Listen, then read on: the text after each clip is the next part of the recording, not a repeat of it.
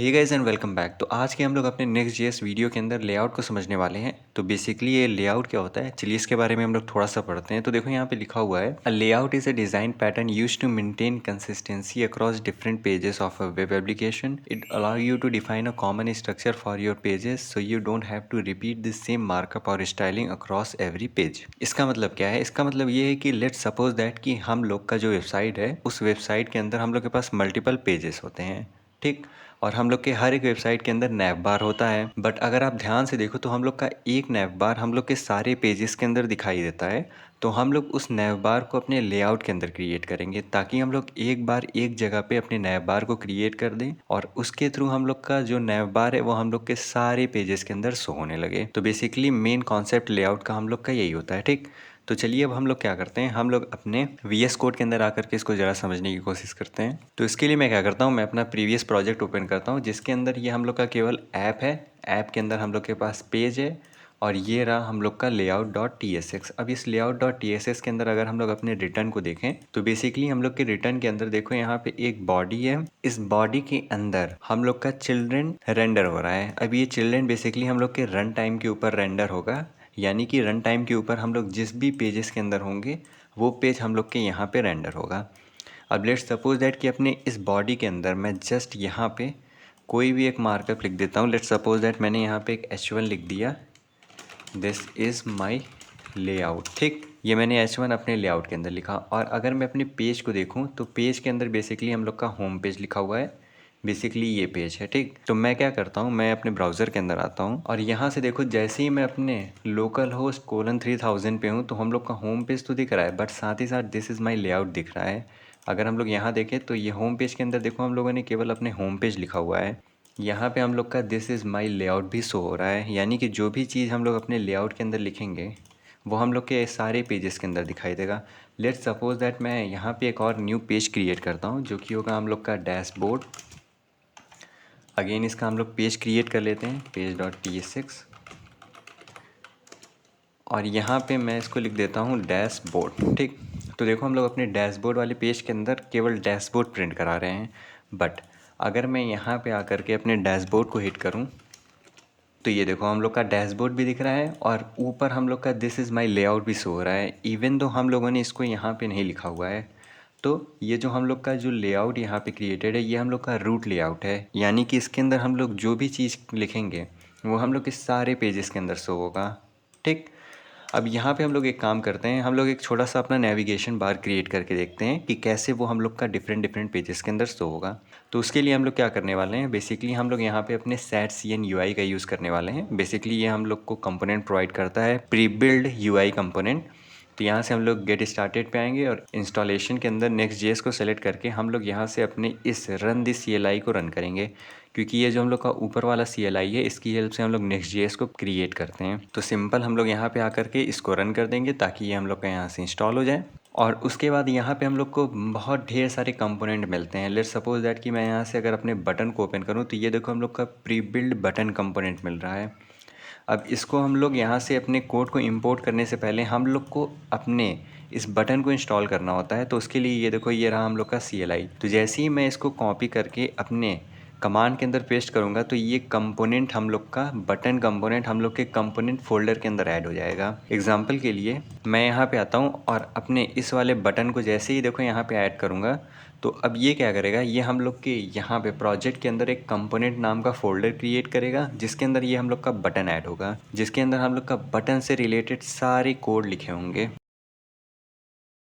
तो ये देखो हम लोग का सक्सेसफुली इंस्टॉल हो गया। तो यहाँ पे देखो हम लोग का एक कंपोनेंट नाम का फोल्डर आ गया जिसके अंदर UI फोल्डर के अंदर हम लोग के पास button.tsx है। तो बेसिकली अब देखो यहाँ पे हम लोग के सारे उस बटन से रिलेटेड कोड लिखे हुए हैं। अब अगर हम लोग को इस बटन को यूज़ करना है तो सिंपल हम लोग अपने इस बटन को इम्पोर्ट करेंगे अपने इस कंपोनेंट फोल्डर से और उसके बाद जस्ट उसको यहाँ पे यूज़ कर लेंगे। तो लेट्स सपोज दैट मैं यहाँ पे अपने होम पेज के अंदर आकर के मैं इसको एक एम्प्टी फ्रैगमेंट के अंदर रैप करता हूँ और यहाँ पे डिव क्रिएट करते हैं होम पेज और इसके जस्ट नीचे मैं अपने बटन का यूज़ करने वाला हूँ। बट यहाँ पे ये जो हम लोग का बटन होगा इसको हम लोग इम्पोर्ट करेंगे अपने कंपोनेंट UI बटन से, यानी कि अब ये हम लोग जो बटन यूज़ कर रहे हैं वो हम लोग अपने इंटरनली यूज़ कर रहे हैं। तो ये हम लोग का प्रॉफिट होता है setcn का यूज़ करने का। तो यहाँ पे देखो जैसे ही मैंने इसको इंस्टॉल कर लिया, अब अगर यहाँ पे आऊँ मैं, यहाँ से अपने मैं होम पेज पे आऊँ, तो ये देखो ये रहा हम लोग का बटन। ये एम्प्टी क्यों है? क्योंकि हम लोगों ने यहाँ पे कुछ लिखा ही नहीं है। जैसे मान लो यहाँ पे मैंने लिख दिया क्लिक मी, तो यहाँ पे अब हम लोग का क्लिक मी शो होगा। ये देखो क्लिक मी आ गया हम लोग का। हम लोग इसका थीम चेंज कर सकते हैं वेरिएंट की हेल्प से। तो अगर मैं यहाँ पे आकर के मान लो वेरिएंट पास करता हूँ, जिसके अंदर मान लो मैं यहाँ से डिस्ट्रक्टिव वेरिएंट पास करता हूँ। अब अगर हम लोग आएँ तो ये देखो ये हम लोग का अब रेड हो चुका है। इसके ऊपर हम लोग अपने टेलविंड क्लासेस भी अप्लाई कर सकते हैं। एग्जांपल के लिए मैं यहाँ से इसको डिस्ट्रक्टिव से हटा करके क्लास नेम पास करता हूँ, मान लेते हैं BG ग्रीन 500। अगर मैं इसको सेव करूं तो ये देखो अब बटन हम लोग का ग्रीन हो चुका है। तो इस पर हम लोग बहुत ईजिली अपने टेलविंड क्लासेस को अप्लाई कर सकते हैं। इसलिए हम लोग अपने थ्रू आउट पूरे प्रोजेक्ट के अंदर अपने सेट-CN UI का हम लोग यूज़ करने वाले हैं। ठीक, मैं इसको थोड़ा सा जूम आउट करता हूँ क्योंकि काफ़ी ये जूम है हम लोग का। अब हम लोग क्या करते हैं, हम लोग एक नैव बार क्रिएट करते हैं। बेसिकली हम लोग के नैव बार के अंदर हम लोग के पास होम राउट होगा, डैशबोर्ड राउट होगा, पे राउट होगा। तो अगेन हम लोग अपने कोड के अंदर आते हैं और ये जो हम लोग नैव बार क्रिएट करने वाले हैं उसको हम लोग अपने एक कंपोनेंट की तरह क्रिएट करेंगे।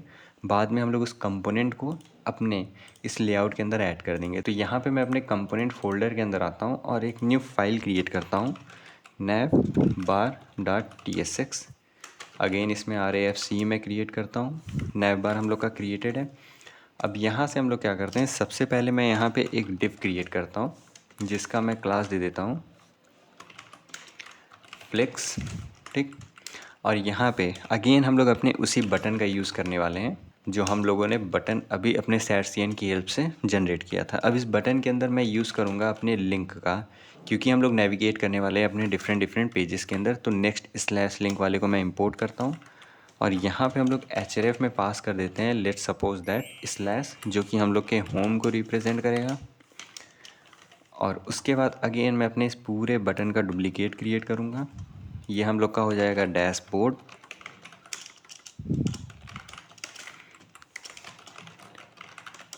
ठीक, और अगेन हम लोग का एक तीसरा बटन होगा जो कि मान लेते हैं हम लोग के एक पे राउट को रिप्रेजेंट करेगा। ठीक ठीक, अब यहाँ पे हम लोगों ने अपने नैव बार को क्रिएट कर दिया है। मैं एक काम करता हूँ अपने page.tsx के अंदर यहाँ से अपने होम के ऊपर जो हम लोगों ने नैव बार क्रिएट किया था उसको हम लोग यहाँ पे यूज़ करते हैं। ठीक, तो यहाँ पे देखो मैंने अपने नैव बार को इंपोर्ट कर लिया जो कि हम लोगों ने अपने कंपोनेंट फोल्डर के अंदर यहाँ पे क्रिएट किया है। अब अगर मैं अपने ब्राउज़र के अंदर आऊँ तो ये देखो हम लोग का नैव बार आ गया। इसके ऊपर थोड़ा सा हम लोग जूम आउट करके इसके अंदर थोड़ी सी और स्टाइलिंग हम लोग कर देते हैं। तो उसके लिए हम लोग क्या करते हैं, अगेन अपने नैव बार फोल्डर के अंदर आकर के इसका मैं थोड़ा सा बैकग्राउंड कलर दे देता हूँ। लेट्स सपोज दैट यहाँ से मैं अपने इंडिगो 400 को देता हूँ। ठीक, और साथ ही साथ मैं क्या करता हूँ, क्योंकि अगर हम लोग यहाँ पे देखें तो हम लोग का जो बटन है ये काफ़ी पास है, तो इसको हम लोग थोड़ा सा दूर करते हैं। थोड़ी सी हम लोग पैडिंग अप्लाई कर देते हैं। तो इसमें मैं पैडिंग 3 का अप्लाई करता हूँ और साथ ही साथ हम लोग गैप अपने एक्स एक्सिस पे 3 का देते हैं। ठीक, सेव करूँ मैं। अगेन अगर मैं अपने ब्राउज़र के अंदर आऊँ तो ये देखो हम लोग का नैव बार क्रिएट है जिसके अंदर हम लोग के पास होम, डैशबोर्ड और पे है। बट ये जो हम लोग का नैव बार है ये केवल अभी हम लोग के होम राउट के अंदर है। अगर मैं यहाँ से अपने डैशबोर्ड को हिट करूँ तो देखो डैशबोर्ड के अंदर वो हम लोग का शो नहीं हो रहा है। मैं क्या करता हूँ, मैं अपना एक और राउट क्रिएट करता हूँ। तो उसके लिए हम लोग यहाँ पे अपने ऐप के अंदर एक न्यू फोल्डर क्रिएट करते हैं जो कि हम लोग का पे राउट होगा। न्यू फाइल page.tsx और यहाँ पे RAFCE। तो ये हम लोग का एक पेज राउट भी क्रिएट हो गया। इसको पे राउट हम लोग लिख देते हैं। ठीक, तो यहाँ पे देखो अगर मैं अपने पे राउट को भी अगर हिट कर रहा हूँ, पे को भी अगर मैं हिट कर रहा हूँ तो हम लोग का यहाँ पे केवल पे राउट आएगा, हम लोग का नेविगेशन बार नहीं आएगा। बट जैसे ही मैं अपने होम को हिट कर रहा हूँ तो होम के अंदर हम लोग का ये नेविगेशन बार दिख रहा है। अगर मैं यहाँ से भी चाहूँ तो नेविगेट कर सकता हूँ। बट हम लोग चाहते हैं ये जो हम लोग का नैव बार है हम लोग के सारे पेजेस के अंदर शो हो। तो जस्ट उसके लिए हम लोग यूज़ करेंगे अपने layout.tsx। अब क्योंकि ये जो हम लोग का लेआउट है ये हम लोग का रूट लेआउट है, तो इसके अंदर जो भी चीज़ हम लोग लिखेंगे हम लोग के सारे पेजेस के अंदर शो होगा। तो यहाँ पे आकर के मैं अपने नैव बार का यूज़ करूँगा जो हम लोगों ने अभी क्रिएट किया था कंपोनेंट। अब अगर हम लोग सेव करें और यहाँ से मैं अपने यानी कि अपने इस पेज वाले में से नैव बार को हटा देता हूँ। अब देखो क्या होगा, मैं यहाँ पे करंट में अपने होम पेज पे हूँ। अगर मैं डैशबोर्ड पे जाऊँ तो डैशबोर्ड पे आ गया, हम लोग का नैप बार दिख रहा है। अगर मैं पे वाले पे जाऊँ तो पे वाले राउट पे आ गया, बट स्टिल हम लोग का नैप बार दिख रहा है। अगेन मैं होम पे जाऊँ, होम पे आ गया, लेकिन हम लोग का जो लेआउट है वो हम लोग का दिख रहा है। तो ये बेसिकली हम लोग का बेनिफिट होता है हम लोग का लेआउट क्रिएट करने का।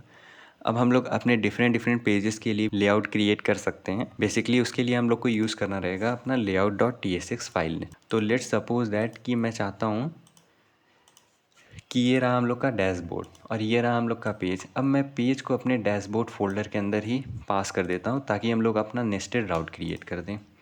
और यहाँ से अपनी इस वाले लेआउट से मैं इसको हटा देता हूँ। ठीक, अब यहाँ पे मैं क्या करना चाहता हूँ कि ये जो हम लोग का डैशबोर्ड है, इस डैशबोर्ड के अंदर जितने भी राउट हों, यहाँ पे जैसे हम लोग का पे राउट है, पे के अंदर मैं एक और राउट क्रिएट कर देता हूँ यूज़र।